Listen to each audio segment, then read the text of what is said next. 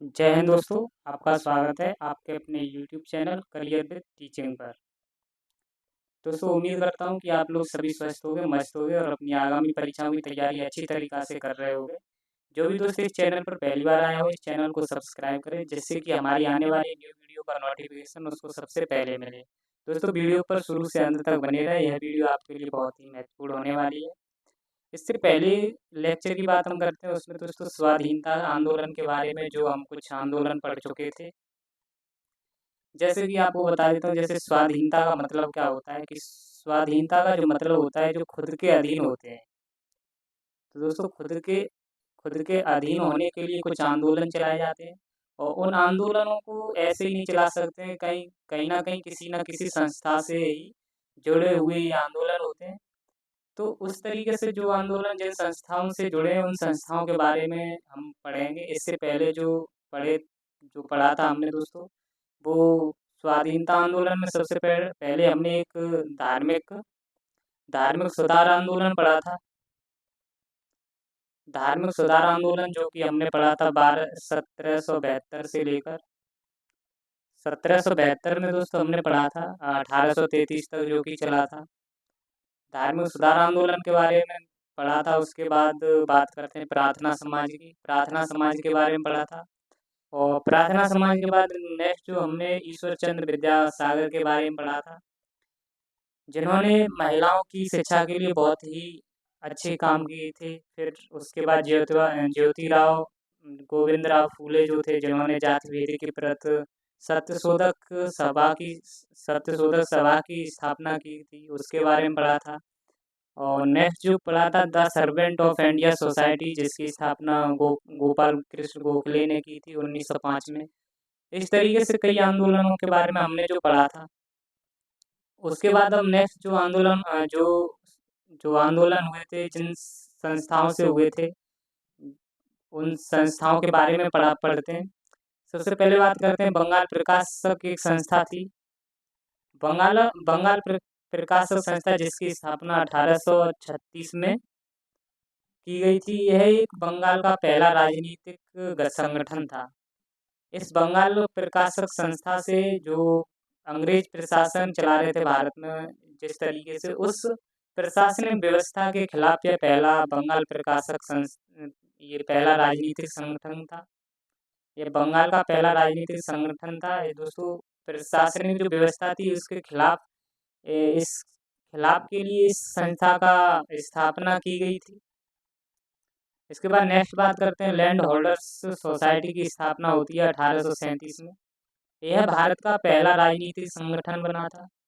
इससे पहले बंगाल का जो पहला राजनीतिक संगठन बना था, जो बंगाल प्रकाशक संस्था थी, यहाँ पर जो भी राजनीतिक नेता हुआ करते थे वो सब यहाँ पर बैठते थे और जो कि प्रशासनिक व्यवस्थाओं के खिलाफ अपनी आवाज़ को उठाते थे।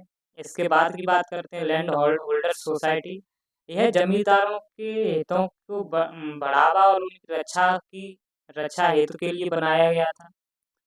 इस लैंड होल्डर सोसाइटी की स्थापना कलकत्ता में हुई थी। इसके संस्थापक जो थे वो द्वारकानाथ टैगोर थे। द्वारकानाथ टैगोर के बाद दोस्तों नेक्स्ट पॉइंट की बात करते हैं हम। बंगाल ब्रिटिश एसोसिएशन की स्थापना होती है। बंगाल ब्रिटिश एसोसिएशन की स्थापना 1843 में होती है और जो कि थॉमसन के द्वारा इसकी स्थापना की जाती है। और यह है जमींदारों के खिलाफ जो लोगों के लोगों के जो हित थे, लोगों के हितों की जो रक्षा रक्षा हेतु के लिए बंगाल ब्रिटिश एसोसिएशन की स्थापना की गई थी। क्योंकि दोस्तों जो लोग हुआ करते थे, जमींदार क्या करते थे, बहुत ज़्यादा टैक्स और बहुत ज़्यादा उन पर काम करवाया करते थे, इस तरीके से प्रताड़ित भी करते थे। इसके लिए बंगाल ब्रिटिश एसोसिएशन की स्थापना की गई थी और इसके एक हरिश्चंद्र मुखर्जी भी इनका भी प्रयास इसमें रहा था। नेक्स्ट पॉइंट की बात करते हैं दोस्तों मद्रास नेटिव एसोसिएशन।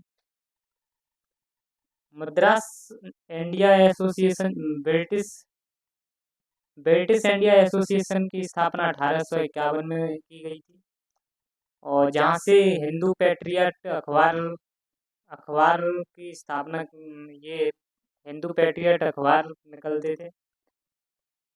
और इसकी स्थापना दादा भाई नौरोजी ने की थी और इसी को भारत की बरसी सभा भी कहा जाता था। यहाँ से दोस्तों ये हिंदू पैट्रियट अखबार को का जो पब्लिकेशन होता था वो ब्रिटिश इंडिया एसोसिएशन से किया जाता था। और नेक्स्ट पॉइंट की बात करते हैं, मद्रास नेटिव एसोसिएशन की स्थापना 1852 में की गई थी, जो कि गुजर लक्ष्मी द्वारा की गई थी। नेक्स्ट हम बात करते हैं जो संस्था बनाई गई थी, ईस्ट इंडिया एसोसिएशन, जिसकी स्थापना 1866 में की गई थी, जो कि दादा भाई नौरोजी ने इसकी स्थापना की थी। और दोस्तों जो स्वाधीनता आंदोलन में जो और भूमिका थी और संस्थाओं की, जिनमें से 1870 में पूना सार्वजनिक सभा की स्थापना एम.जी. रनाड़े, जो कि महाराष्ट्र का सुकरात भी जिन्हें कहा जाता था, पूना सार्वजनिक सभा की स्थापना की गई थी। और नेक्स्ट बात करते हैं दोस्तों, 1875 में कलकत्ता स्टूडेंट एसोसिएशन की स्थापना की गई थी, जो कि आनंद मोहन बोस ने इसकी स्थापना की थी। इसके बाद दोस्तों नेक्स्ट पॉइंट करते हैं, इसी साल 1875 में इंडिया लीग की स्थापना होती है, जो कि शिशिर कुमार घोष करते हैं। और यह जो संस्था थी, भारत की स्वतंत्रता के लिए इसने काम किया था, जो भारत की स्वतंत्रता दिलाने के लिए इस तरीके से ये जितनी संस्था थी कहीं ना कहीं स्वतंत्रता के लिए ही काम कर रही थी। इंडिया लीग की जो नेतृत्व करता थे वो आनंद बोस और सुरेंद्र नाथ बनर्जी थे। नेक्स्ट हम बात करते हैं दोस्तों आर्य समाज के भी बहुत आर्य समाज की भी स्थापना की गई थी। इसकी इसकी जो स्थापना की गई थी दोस्तों, इसकी जो बाल विवाह सती प्रथा है उसी को ध्यान में रखकर इसकी स्थापना की गई थी। जैसे राजा राम मोहन राय ने जो प्रयास किए थे अपने ब्रह्म समाज में, जो भी ब्रह्म समाज की स्थापना की थी, ब्रह्म समाज के जो उद्देश्य थे वो उसी तरीके के उद्देश्य आर्य समाज में भी थे। आर्य समाज के संस्थापक जो थे वो दयानंद सरस्वती थे, जिन्होंने 1875 में गिरगांव मुंबई में इसकी स्थापना की थी। दयानंद सरस्वती का जो बचपन का नाम था वो मूल शंकर था और इनका प्रसिद्ध एक नारा था, वेदों की ओर लौटो, वेदों की ओर लौटो। और यह इनका नारा था। आर्य समाज की दोस्तों दयानंद सरस्वती जो संस्थापक थे, इन्होंने एक पुस्तक भी लिखी थी जिसका नाम था सत्यार्थ प्रकाश। दयानंद सरस्वती के गुरु की बात करते हैं तो स्वामी ब्रजानंद था, और इन्हीं को जो दयानंद सरस्वती थे इनको भारत का मार्टिन लूथर कहा जाता था। दोस्तों जो मार्टिन लूथर जो था, यह मार्टिन लूथर या अमेरिका महाद्वीप में ऐसे लोगों को मार्ग बता रहा था, ऐसे लोगों को मार्ग दिखा रहा था जो क्रूतियों से अच्छे कामों की तरफ जाएं। तो दोस्तों क्रूतियाँ जो फैली थी उत्तरी जो अमेरिकी महाद्वीप में, उन क्रूतियों को खत्म करके एक अच्छे कामों की ओर ले जाने वाला व्यक्ति था मार्टिन लूथर। तो इसीलिए दयानंद सरस्वती को भी भारत का मार्टिन लूथर कहा जाता है। मार्टिन लूथर जो था, अमेरिकी महाद्वीप में जो लोग हुआ करते हैं उन लोगों को सही मार्ग पर ले जाना चाहता था। इसी तरीके से ये जो स्वामी दयानंद सरस्वती थे, ये भी भारतीयों को सही मार्ग पर ले जाने का एक काम कर रहे थे। दयानंद सरस्वती ने ही बाल विवाह हेतु कुछ नियम बनाए, जिनमें से लड़की की उम्र जो एज होनी चाहिए वो 16 वर्ष होनी चाहिए और लड़की की उम्र 25 वर्ष रखी गई थी। और दोस्तों नेक्स्ट पॉइंट की बात करते हैं, यहाँ पर आर्य महिला समाज की स्थापना होती है, जो कि पंडित रमाबाई ने की थी 1833 में। और आर्य महिला समाज की जो स्थापना की गई थी वो महिला सुदृढ़ीकरण को ध्यान में रखते हुए और महिलाओं की शिक्षा को और बेहतरीन करने के लिए आर्य महिला समाज की स्थापना की गई थी। आर्य समाज से जो जुड़े पत्र थे, एक सुधर्मा था, एक सुभाष पत्र था। ये दोस्तों एग्जामों में भी पूछे जा चुके हैं, सुधर्मा और सुभाष पत्र दोनों बहुत ही इम्पोर्टेंट है। नेक्स्ट बात करते हैं, ये दोस्तों थियोसॉफिकल सोसाइटी की स्थापना की गई थी। यह जो थियोसॉफिकल सोसाइटी थी, इसकी स्थापना जो जाति भेद हुआ करता था उस पर काम करने के लिए इसकी थियोसॉफिकल सोसाइटी की स्थापना की गई थी। यह एक आध्यात्मिक संस्था थी जो कि नस्ल भेद को दूर करने और जाति वगैरह को दूर करने के लिए इसकी स्थापना की गई थी। थियोसॉफिकल सोसाइटी की जो स्थापना की गई थी वो 1875 में न्यूयॉर्क में इसकी स्थापना होती है, जिसके संस्थापक मैडम हेलेना ब्लावाटस्की थी और हेनरी स्टील अलकाट थे जो कि रूस के थे। दोस्तों इसी तरीके से जो नस्ल भेद जो हुआ करता था वो भारत में भी था, तो ये मैडम हेलेना ब्लावाटस्की और हेनरी स्टील अलकाट को लगा कि यही जो जाति प्रथा जाति भेदभाव है यह तो भारत में भी है, तो इसलिए इन्होंने भारत में भी एक अपना कार्यालय खोला जो कि 1879 में मुंबई में अपना एक कार्यालय खोला था। फिर इसके बाद इन्होंने नेक्स्ट जो 1886 में चेन्नई में अपना एक कार्यालय खोला। इसी के बाद दोस्तों बात करते हैं 1889 में थियोसॉफिकल सोसाइटी से एनी बेसेंट जुड़ती हैं और इस आंदोलन से ये जुड़ती हैं, इस आंदोलन से एनी बेसेंट। इससे पहले की थोड़ी बात करते हैं हम। जब 1907 में जब दोस्तों एनी बेसेंट की और भी जो नेक्स्ट पॉइंट है दोस्तों 1847 में 1847 से लेकर 1933 तक ये एक्टिव रही थी। ये दोस्तों अडयार चेन्नई में इनकी मृत्यु हुई थी। जो एनी बेसेंट थी इनकी अडयार चेन्नई में इनकी मृत्यु हो जाती है और यह भारत में जब आती हैं तो 1893 में यह भारत में आई थी।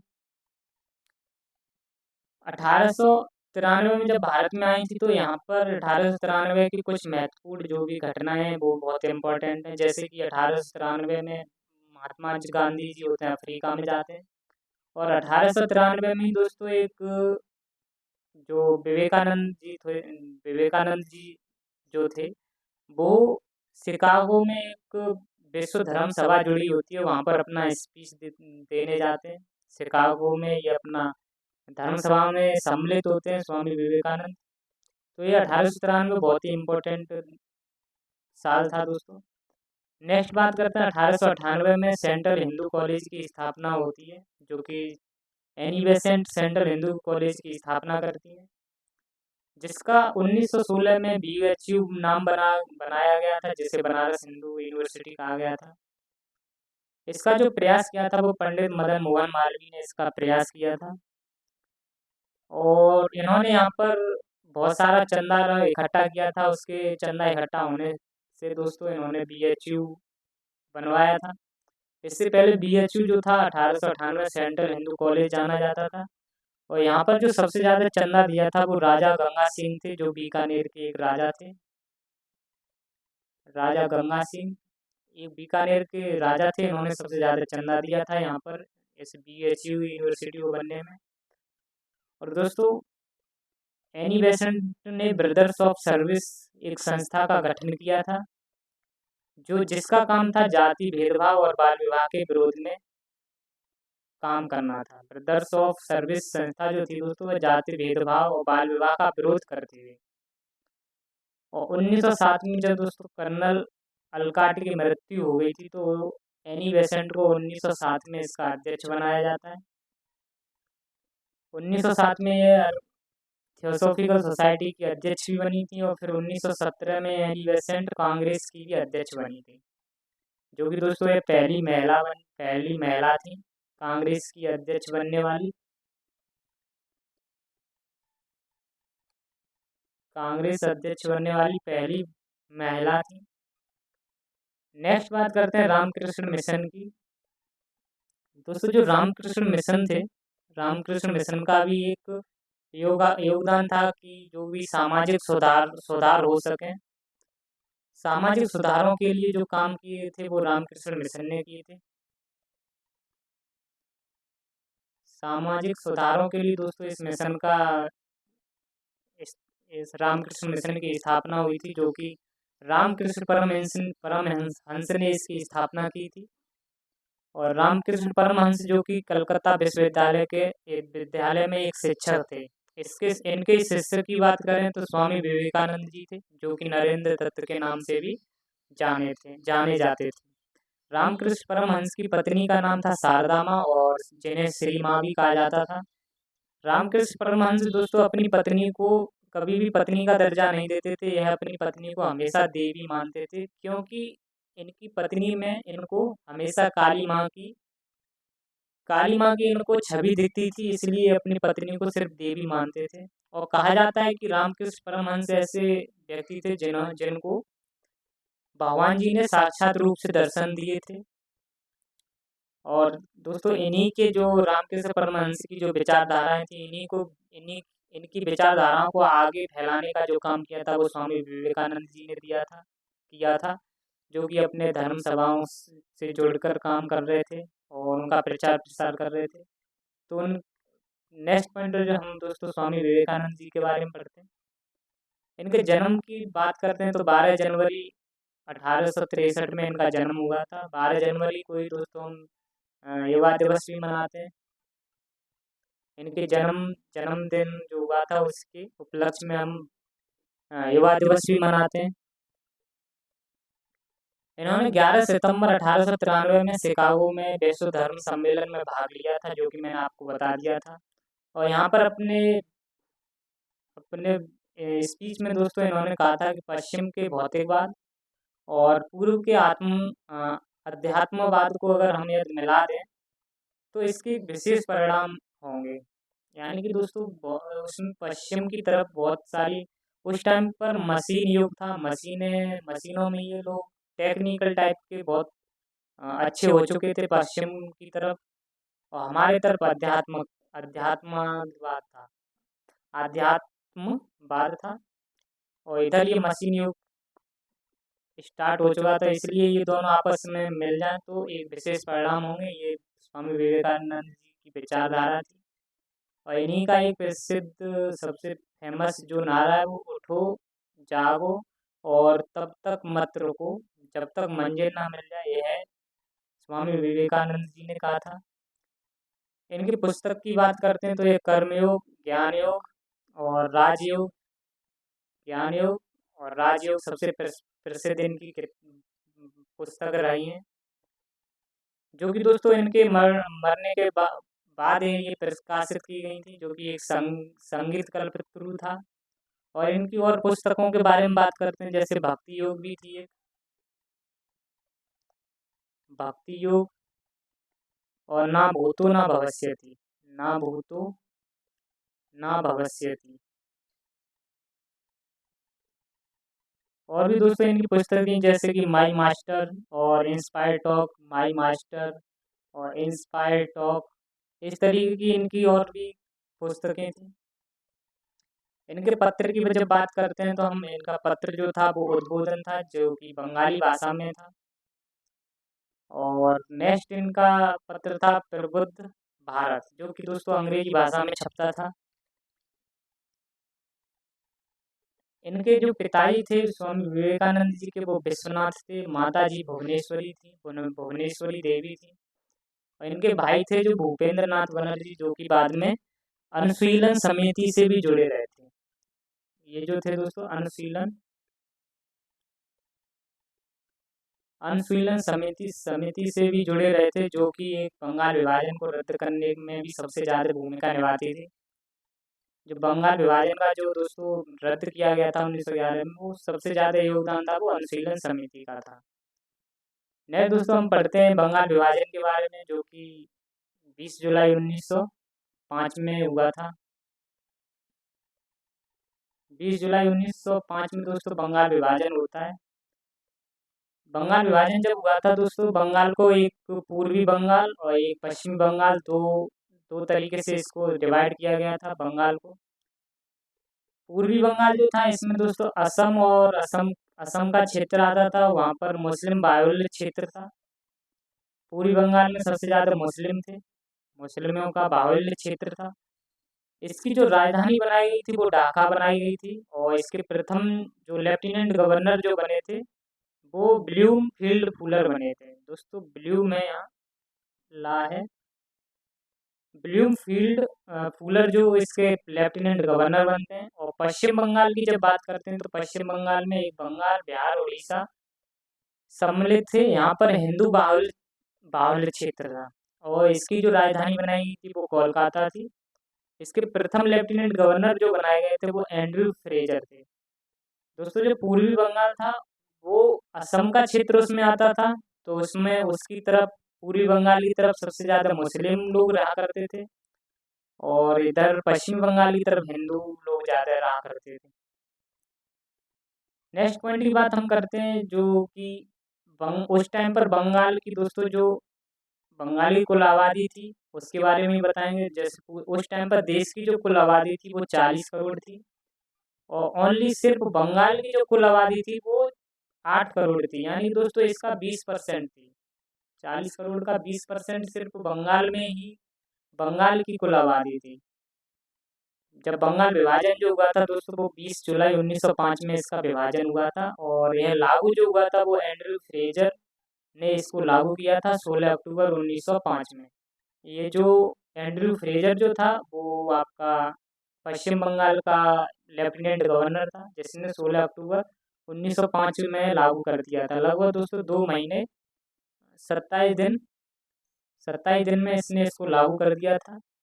और यह जो उपज थी बंगाल विभाजन जो करना है वो बेडेनवर्ग एक अंग्रेज था, उसकी यह दिमाग की उपज थी। बेडेनवर्ग ने कहा था कि बंगाल विभाजन होना चाहिए। उस टाइम पर जब बंगाल विभाजन हुआ था तो राज्य सचिव जो था वो रिजले था और वायसराय जो था वो करजन था।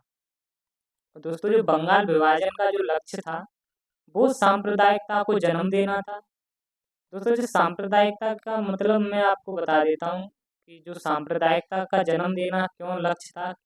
इसका मतलब था कि जो जाति जाति धर्म में जाति हो गया और धर्म हो गया और विश्वास के दोस्तों जो जाति धर्म के जो समूह समूह हुआ करते थे उनको आपस में विभाजन कर देना। जाति धर्म के आधार पर जाति हो गया चाहे धर्म हो गया उसके आधार पर लोगों को विभाजित कर देना वो ही सांप्रदायिकता कहलाता था। जैसे दोस्तों ये एक संप्रदाय है और एक ये संप्रदाय है, इनके बीच में इतने अंतर को बढ़ा देना, इनके बीच में बहुत सारा अंतर को बढ़ा देना और फिर उसके बाद ये एक ये संप्रदाय एक ये संप्रदाय यानी एक धर्म ये एक धर्म ये है, तो इनके अंतर को इतना इतना बढ़ा दो कि बाद में यह एक शत्रुता का रूप ले लें जो कि एक असंतोषजनक हो।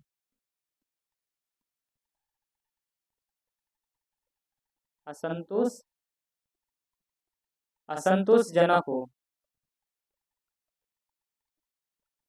तो दोस्तों दो समुदायों या दो धर्मों के बीच में कुछ बहुत सारा अंतर जब वो बढ़ा दिया जाता है तो उनके बीच में कहीं ना कहीं शत्रुता जन्म ले लेती है जो कि असंतोषजनक मानी जाती है। तो वही सांप्रदायिकता होती है। तो सांप्रदायिकता का जन्म देना था दोस्तों बंगाल का विभाजन करने में।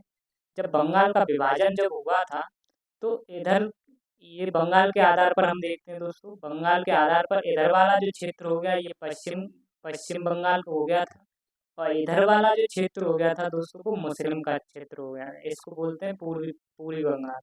पूर्वी बंगाल में मुस्लिम ज़्यादा लोग लोग थे और पश्चिम बंगाल की तरफ हिंदू लोग थे। तो दोस्तों जो हिंदू और मुस्लिमों में जो बंटवारा हुआ था और इसी बंटवारे को ही हम कह सकते हैं सांप्रदायिकता। यानी कि यहीं पर जो हिंदू और मुस्लिमों के जो बीच बीज बोए गए थे वही होता है सांप्रदायिकता का जन्म देना। यानी कि आप कह सकते हो दो समुदायों को बांटना। सांप्रदायिकता की एक छोटी सी डेफिनेशन कि दो धर्मों को या दो जातियों को आपस में बांट देना ही सांप्रदायिकता होती है। तो दोस्तों जो बंगाल का विभाजन का जो लक्ष्य था वो सांप्रदायिकता को जन्म देना था और वो अंग्रेज सफल भी हुए थे। जो दोस्तों 16 अक्टूबर 1905 में जब यह लागू हो गया था बंगाल का विभाजन तो बंगाल शोक दिवस मनाया जाता है 16 अक्टूबर को और इसी को राखी दिवस भी कहा जाता है और यहाँ पर वंदे मातरम गाया गया था दोस्तों। और यहाँ पर ये अमर सोनार बंगला गाया गया था जो कि बाद में राष्ट्र बांग्लादेश का राष्ट्रीय गीत भी बना और जो कि रविंद्रनाथ टैगोर ने इसको गाया था। और स्वदेश गीतम लिखा इस टाइम पर सुब्रमण्यम स्वामी ने तमिलनाडु में। बंगाल विभाजन के विरोध में 7 अगस्त 1905 को कलकत्ता के टाउन हॉल में एक मीटिंग हुई कि बंगाल, जब दोस्तों यहाँ पर बंगाल कलकत्ता की जब टाउन हॉल में मीटिंग हुई तो यहाँ पर कहा गया कि आप बंगाल विभाजन को रोका जाए कैसे भी तरीके से, क्योंकि इसके लगभग आप कह सकते हो 20 जुलाई के बाद और 7 अगस्त के बाद, यानी कि आप कह सकते हो अ, सत यानी कि 15-16 दिन के बाद यहाँ पर ये बंगाल कलकत्ता में एक मीटिंग होती है। तो लेकिन दोस्तों यहाँ पर क्या हुआ कि यहाँ पर स्वदेशी आंदोलन शुरू किया गया। कलकत्ता के टाउन हॉल में स्वदेशी आंदोलन को शुरू किया गया था। स्वदेशी आंदोलन का मतलब जो था वो आप कह सकते हो कि खुद के देश की चीज़ों को यूज करना है और विदेशी चीज़ों का बहिष्कार करना है। तो इसी को आप कह सकते हो स्वदेशी आंदोलन, यानी कि खुद की चीज़ों को सपोर्ट करना और विदेशी चीज़ों का बहिष्कार करना।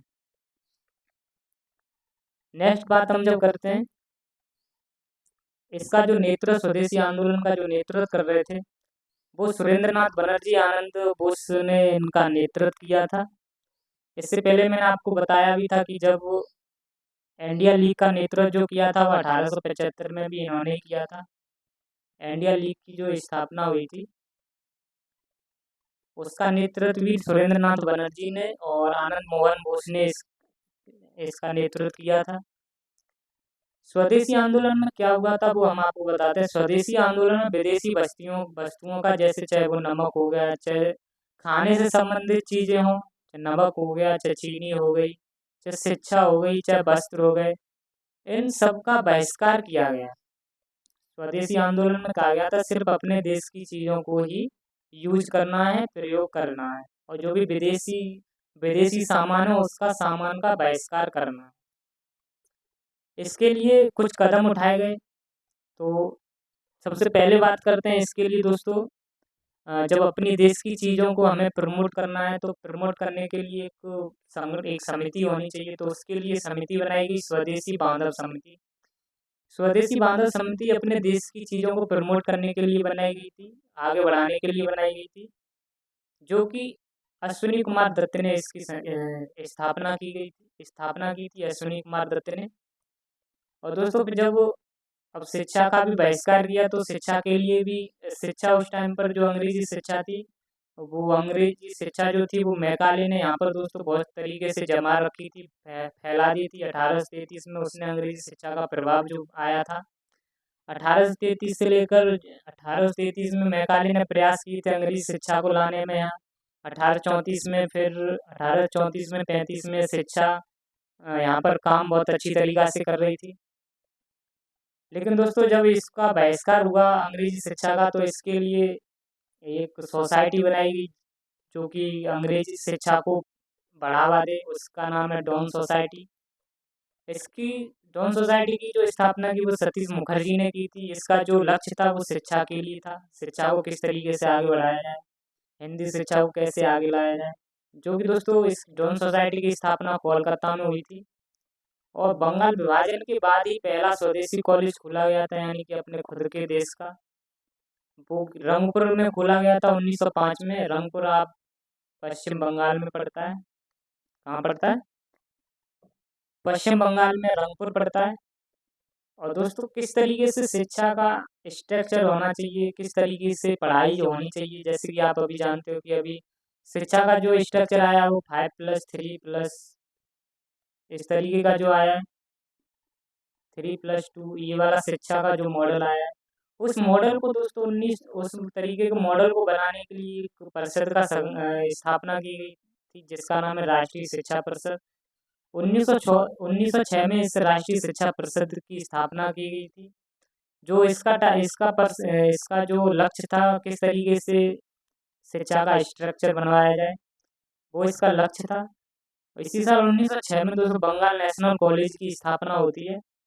और बंगाल विभाजन के विरोध का दमन करने के लिए उस टाइम पे जब बंगाल विभाजन हुआ था दोस्तों तो बहुत लोग इसका विरोध कर रहे थे और चारों तरफ विरोध हो रहा था। उसका विरोध को दबाने के लिए एक गवर्नर था कार्लाइल, और कार्लाइल को नियुक्त किया गया। और इस टाइम पे दोस्तों मुस्लिम जो लीग थी इसने बंगाल का विरोध नहीं किया था। इसने बंगाल का विरोध इसलिए नहीं किया था क्योंकि यह यह अंग्रेजों के फेवर अंग्रेज जो थे दोस्तों, अंग्रेजों ने दोस्तों इनको मुस्लिमों को अपने फेवर में कर लिया था।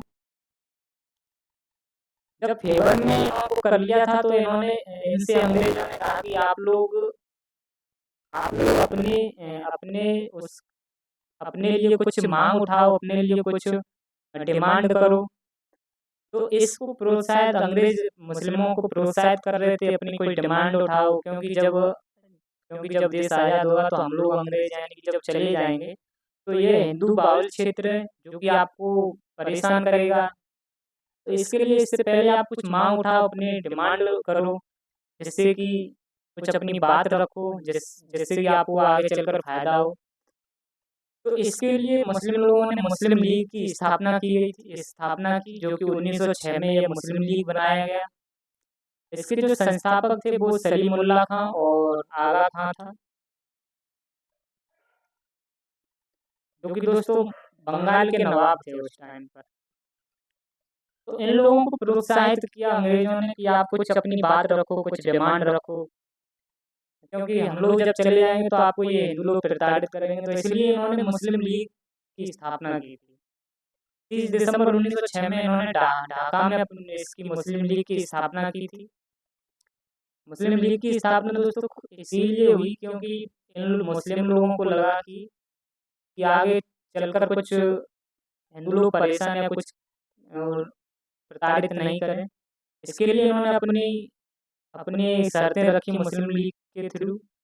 इसके जो प्रथम अध्यक्ष थे वो मुश्ताक हुसैन थे, और इस टाइम पर जो वायसराय थे मिंटो था।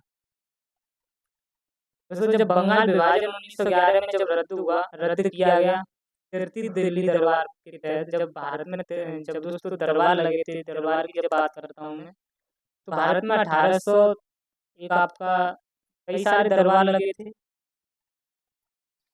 जिसमें से हम बात करते हैं पहला दरबार तो आपको मैंने बताया था 1911 में हो गया ये। 1911 में ये दिल्ली दरबार लगा था। और आपका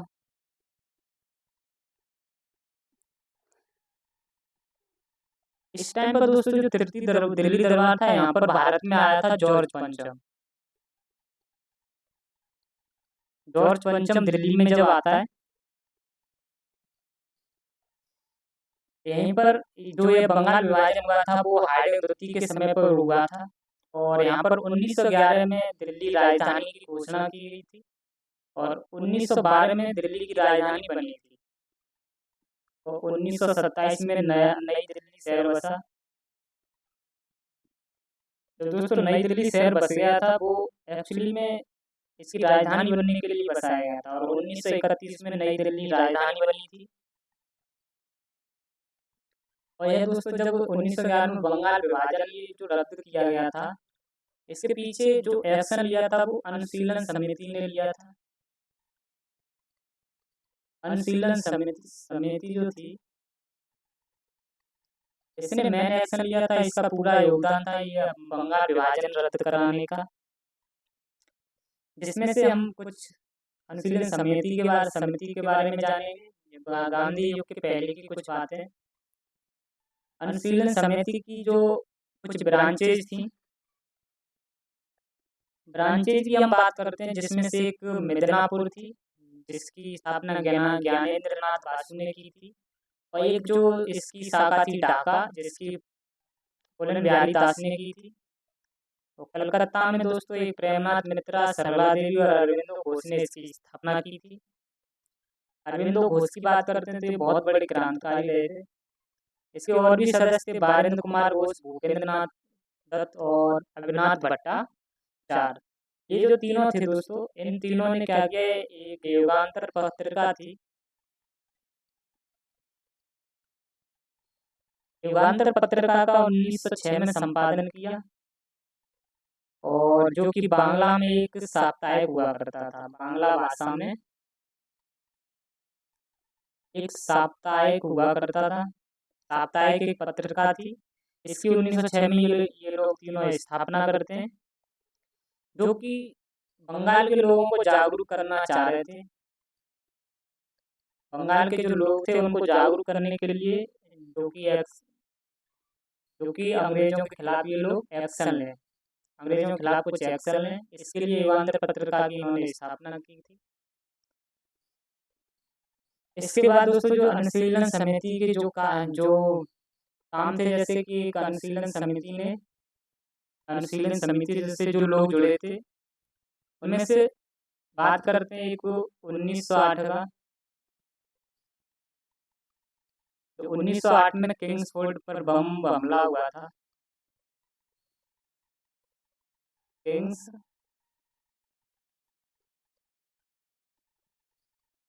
किंग्सफोर्ड पर बम हमला। दोस्तों ये किंग्सफोर्ड पर बम हमला का जो काम किया गया था, उसको जब ये किंग्सफोर्ड को जब बिहार के मुजफ्फरपुर में इसको जब जज बनकर जब भेजा जाता है, तो दोस्तों यह छोटे से अपराध के लिए भी ये बहुत बड़ी सजा देता था। तो अनुशीलन समिति को लगा कि इसके लिए कुछ ना कुछ व्यवस्था की जाए, ये बहुत ही गलत काम कर रहा है। तो इसके लिए अनुशीलन समिति के कुछ सदस्य थे, जिसमें से एक क्रांतिकारी एक रहे जिनका नाम है खुदीराम बोस। खुदीराम बोस थे दोस्तों, एक प्रफुल्ल चाकी थे।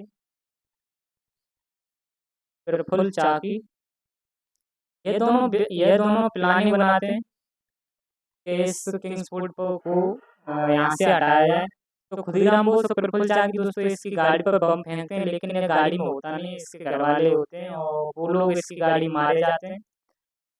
फिर उसके बाद खुदीराम बोस को जब पकड़ लिया जाता है, तो 11 अगस्त 1908 में 11 अगस्त 1908 में इसको दोस्तों खुदीराम बोस को फांसी दे देते हैं, जो कि मात्र 18 साल और 9 माह का लड़का होता है खुदीराम बोस। इन्हीं को दोस्तों सबसे कम उम्र के क्रांतिकारी शहीद कहा गया था। जो खुदीराम बोस थे, इनको सबसे कम उम्र के क्रांतिकारी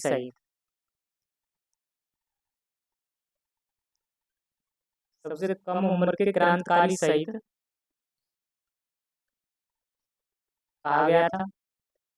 और दोस्तों जो नेक्स्ट थे प्रफुल्ल चाकी क्या करते हैं, ये खुद अपनी आत्महत्या कर लेते हैं। इनका मानना था कि अंग्रेजी सरकार के हाथों से मरना, खुद के हाथों से मरना वो अच्छा है। तो इस तरीके से ये खुद खुशी कर लेते हैं। प्रफुल्ल जो चाकी हैं, वो अंग्रेजों के कब्जे में नहीं आते हैं, वो अपने खुद खुशी कर लेते हैं।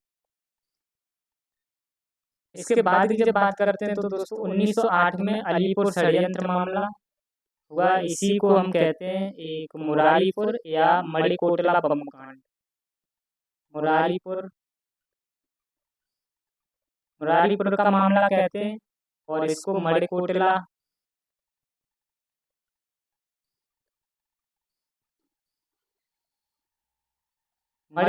बम कांड के नाम से भी इस अलीपुर षड्यंत्र को कहा जाता है। अलीपुर षड्यंत्र मामला दोस्तों अनुशीलन समिति के सदस्यों पर लगाया गया था। इसमें कुल 38 लोग थे और यहाँ पर बारेंद्र घोष और अरविंद घोष को पकड़ा जाता है। बाकी के 36 लोग और थे दोस्तों। अन्य व्यक्तियों को दोस्तों यहाँ पर फांसी होती है। इन सबको फांसी हुई थी। और नेक्स्ट पॉइंट की बात करते हैं दोस्तों हम 1912 में दिल्ली षड्यंत्र का मामला।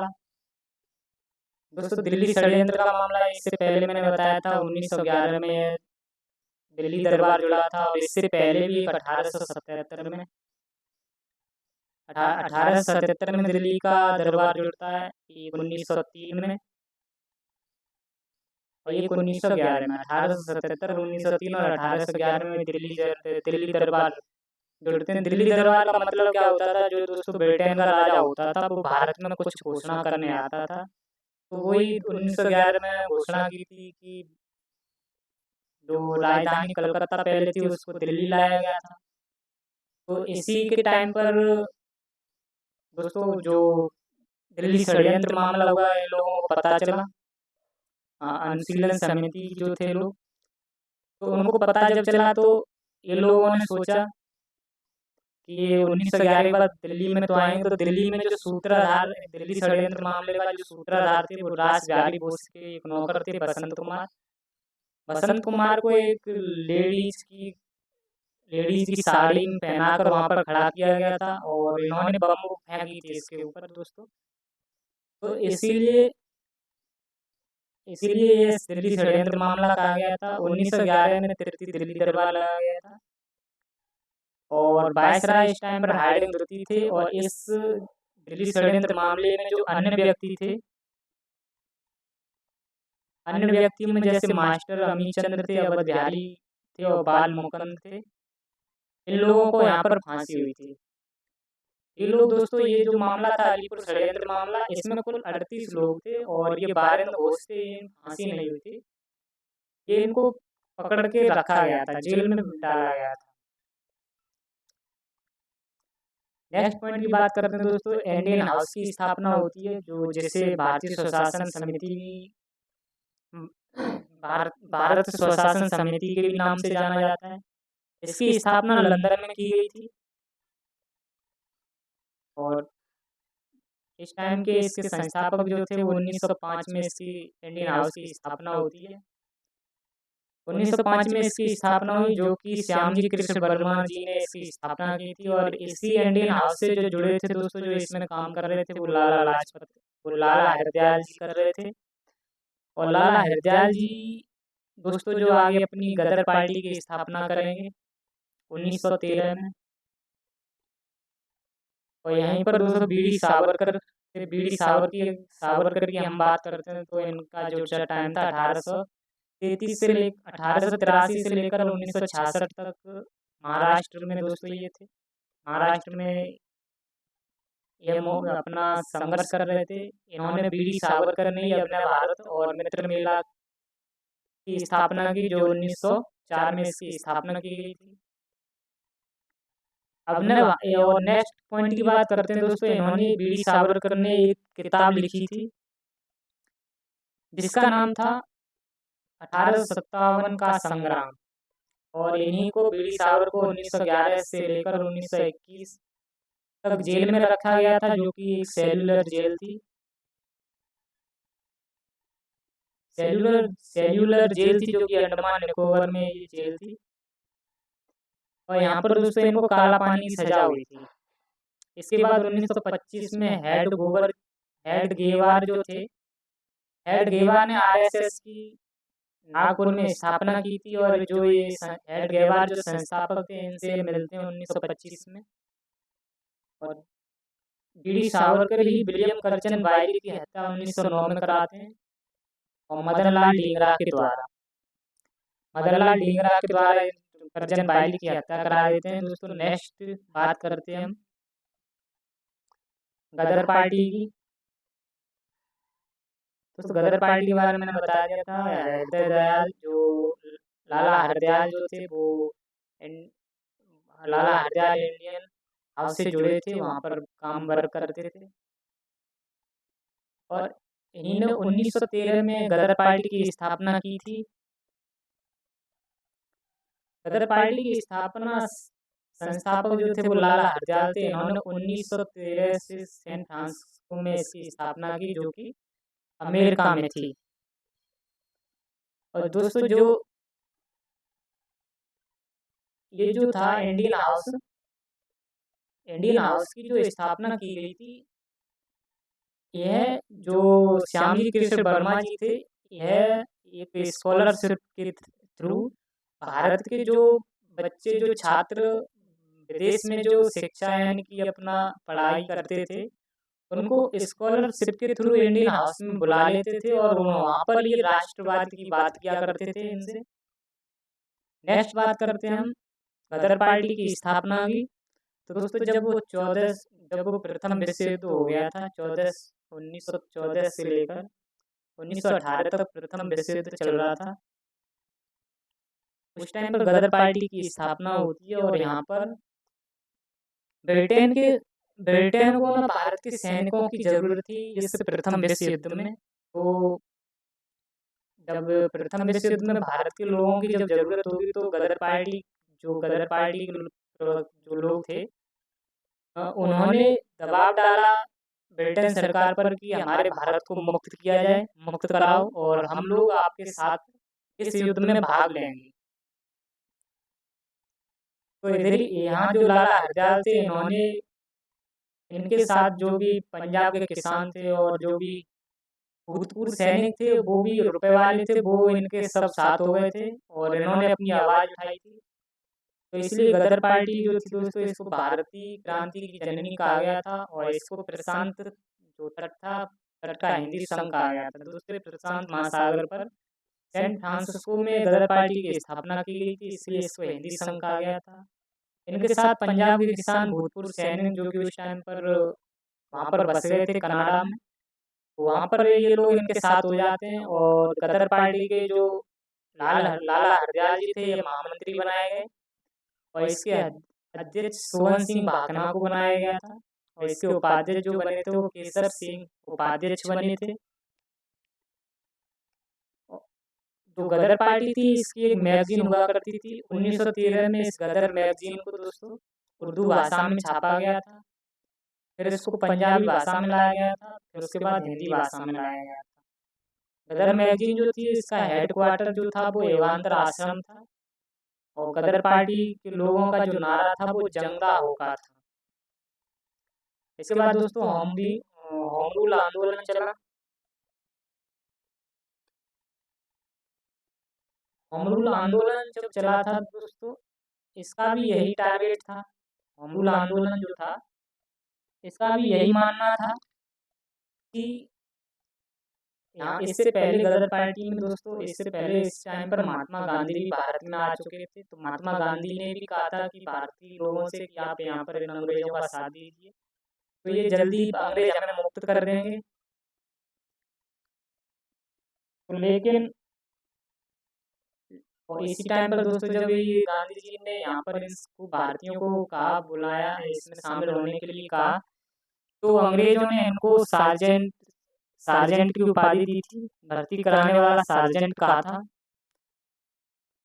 और इसके बाद दोस्तों होम रूल जब आंदोलन चला तो होम रूल आंदोलन ने कहा था कि आप हमको अंग्रेजों का कहना था कि हम आपको विश्व युद्ध जब जीत जाएंगे तो आपको स्वतंत्र कर देंगे, लेकिन होम रूल आंदोलन ने कहा कि आप हमको अभी स्वतंत्र कीजिए और फिर हम आपको और पूरी ताकत के साथ आपका सपोर्ट करेंगे, युद्ध में लड़ेंगे आपके साथ पूरी ताकत के साथ।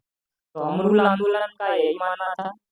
तो होम रूल आंदोलन ने भारतीयों को वो अधिकार मिले, भारतीयों को वो अधिकार मिले जो कनाडा में, ऑस्ट्रेलिया में और न्यूजीलैंड में और साउथ अफ्रीका में अंग्रेजों ने दे रखे थे। दोस्तों भारतीयों को अधिकार यहाँ पर दिलाए गए होम रूल आंदोलन के द्वारा। और जो होम रूल आंदोलन जो चल रहा था वो अप्रैल में 1916 में गंगाधर तिलक ने पुणे में चला रहे थे इसको, और सितंबर में 1916 में एनी बेसेंट जो थी वो मद्रास में इसका नेतृत्व कर रही थी, चला रही थी इसको जोर शोर से। और दोस्तों बाल गंगाधर जो तिलक थे, इनकी एक पत्रिका थी मराठा, जो कि अंग्रेजी भाषा में थी, और दूसरी जो पत्र था वो केसरी, वो मराठी भाषा में था। मराठा अंग्रेजी में था और केसरी मराठी भाषा में था। इन्होंने अपनी पत्र में देश देश का दुर्भाग्य शीर्षक से लिखा था 1908 में। देश 1908 में दोस्तों देश का दुर्भाग्य शीर्षक से जब इन्होंने पत्र लिखा था तो इनको गिरफ्तार करके मांडले जेल में इनको भेजा जाता है और यहीं पर यह गीत रहस्य बुक लिखते हैं। इनको भेजा गया था 6 वर्षों के लिए। और दोस्तों नेक्स्ट बात करते हैं हम, जो ये मांडले जेल जो थी आपकी म्यांमार में पड़ती है, उस टाइम पर इसका पुराना नाम था बर्मा। दोस्तों नेक्स्ट पॉइंट हमारा है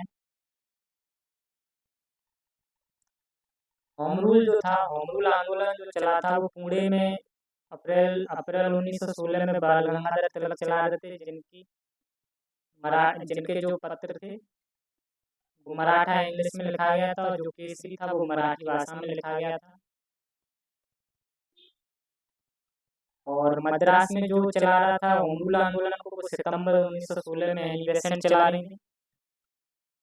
इनकी जो पत्रिकाएं थी वो एक कॉमनवेल्थ थी और एक न्यू इंडिया पत्रिका, दो इनकी पत्रिकाएं थी। और 1916 में दोस्तों नरमदल और गरमदल और कांग्रेस ये मिल गए थे और मुस्लिम लीग भी एकजुट हो गए थे। जब 1907 का जो कांग्रेस का अधिवेशन हुआ था दोस्तों सूरत, 1907 में कांग्रेस का सूरत अधिवेशन हुआ था।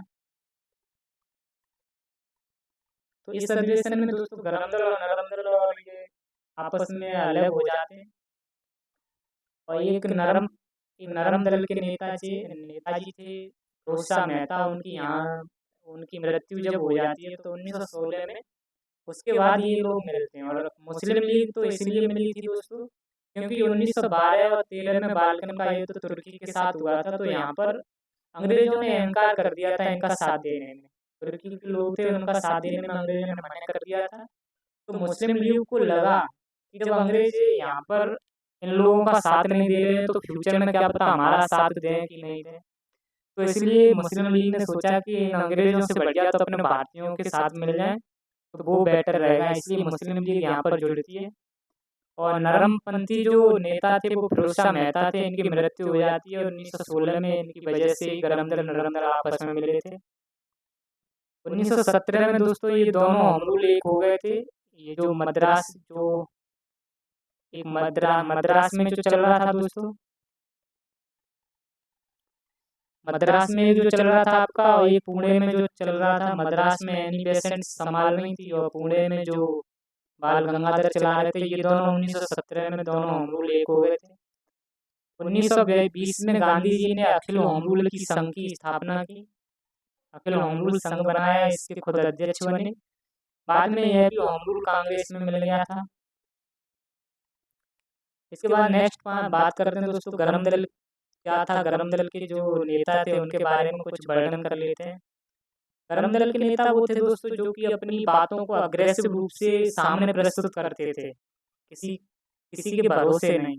गरमपंथी के नेता क्या थे, वो एक भरोसे पर टिके हुए थे कि अंग्रेज आज नहीं तो कल हमको यहाँ से स्वतंत्र कर देंगे। तो वो भरोसा करते थे, भरोसे पर वो टिके रहते थे। पर ये अग्रेसिव रूप से अपने प्रस्ताव अपनी बात को रखते थे। जिसमें से लाला लाजपत राय थे प्रथम गरम दल के नेता और बाल गंगाधर थे तिलक और बिपिन चंद्र पाल। उसमें दोस्तों एक एक करके एक एक का वर्णन कर लेते हैं। बाल गंगाधर तिलक की बात करें तो जन्म 1856 से लेकर 1920 में इनकी मृत्यु जब हो जाती है। इनका जो पीरियड टाइम टाइम जो था समयकाल 1856 से लेकर 1920 तक। यहाँ पर ये महाराष्ट्र में गणित के अध्यापक थे बाल गंगाधर तिलक। और इनके उपनाम की बात करते हैं तो भारतीय क्रांति का जनक नेहरू ने इन्हें कहा था। और आधुनिक भारत के निर्माता जो कहा था वो गांधी जी ने कहा था। और इन्हें उपाधि दी गई थी वो लोकमान्य तिलक के नाम, लोकमान्य तिलक दी गई थी। इन्हीं ने हिंदी भाषा और देवनागरी लिपि का प्रसार किया था। तो नेक्स्ट बात करते हैं दोस्तों हम लाला लाजपत राय की। तो ये 1865 से लेकर 1928 तक, 1928 में इनकी मृत्यु हो जाती है।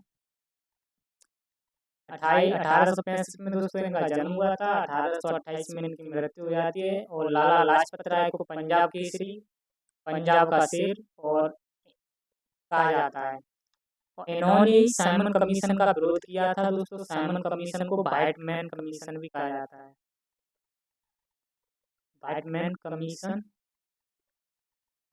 भी कहा जाता है। इसका विरोध किया था इन्होंने दोस्तों। जो साइमन कमीशन भारत में आया था, ये मॉन्टेग्यू चेम्सफोर्ड 1919 के एक्ट के सुधार की जांच करने के लिए आया था।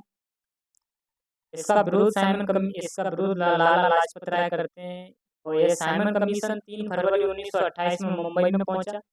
उसके बाद 30 अक्टूबर 1928 में लाहौर में 7 सदस्यों के साथ पहुंचा था। और इसमें दोस्तों एक भी भारतीय नहीं था, इसके लिए भी विरोध हो रहा था।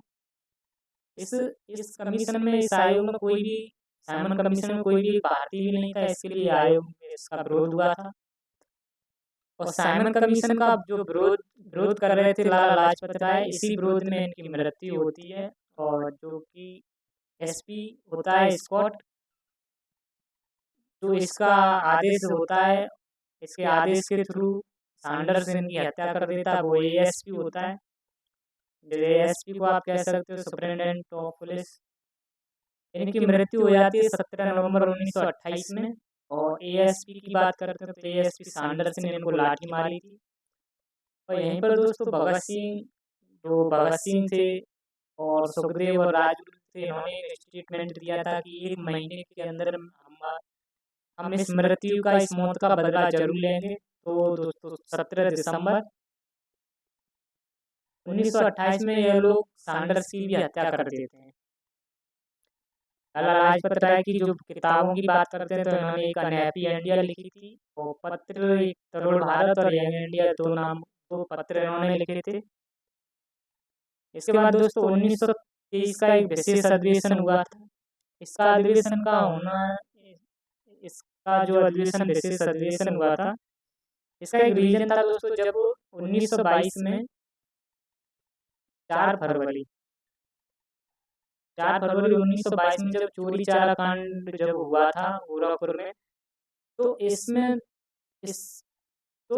दोस्तों जो महात्मा गांधी थे, उन्होंने असहयोग आंदोलन जो 1920 में चला रहे थे, उस असहयोग आंदोलन को चलाने में उन्होंने असहयोग आंदोलन में बहुत सारे लोगों ने अपने अपने व्यापार, अपने अपनी जो भी सेवाएं थी वो छोड़ के अपना भागीदार इसमें थे असहयोग आंदोलन में। तो दोस्तों ये असहयोग आंदोलन है, ये चोरी चोरा कांड जब होता है तो छोड़ देते हैं यहाँ पर, बिना किसी को बताए, सबको बिना किसी के चर्चा की इस आंदोलन को छोड़ देते हैं। और इसी के बाद अंग्रेज जो होते हैं इनको मैन आरोपी समझते हैं, इनको गिरफ्तार कर लेते हैं। जब इनको गिरफ्तार कर लेते हैं, इनको 6 वर्ष की सजा होती है। तो जो भी इनके आंदोलन में, असहयोग आंदोलन में जो शिक्षा वर्ग से लोग जुड़े हुए थे, कुछ वकालत कर देते थे, वो लोग जुड़े थे, कुछ किसान के नेता जुड़े थे, वो सब अपने अपने अलग अलग हो जाते हैं, फिर अपने अपने अलग संगठन बना लेते हैं। तो इसीलिए 1923 में विशेष अधिवेशन लगाया गया था, जो कि गांधी जी की जो नीतियों पर प्रश्न चिन्ह था। और यहाँ पर दोस्तों जब गांधी जी को गिरफ्तार कर लिया जाता है, और जो 1922 का गया अधिवेशन दोस्तों जो हुआ था, इसमें जो अध्यक्ष थे वो चित्तरंजन दास और उपाध्यक्ष थे मोतीलाल नेहरू। ये लोग दोस्तों अलग हो जाते हैं और अपना एक पार्टी की स्थापना करते हैं, जिसका नाम था स्वराज पार्टी। 1923 में दोस्तों स्वराज पार्टी की स्थापना करते हैं, स्थापना की। और इसके बाद छात्र वर्ग जो था वो भी अलग हो गया था। छात्र वर्ग ने एचआरए की स्थापना की, जिसे हिंदुस्तान रिपब्लिक एसोसिएशन कहते हैं, हिंदी में इसको भारतीय प्रजातांत्रिक संघ कहते हैं। 1924 में इसकी स्थापना हुई थी। इसका जो दोस्तों हेडक्वार्टर कह सकते हो आप, उसका जो था कानपुर में था। इसके संस्थापक की बात करते हैं तो इसके संस्थापक सचिंद्र सान्याल थे, नरेंद्र मोहन थे, और आपके प्रतुल गांगुली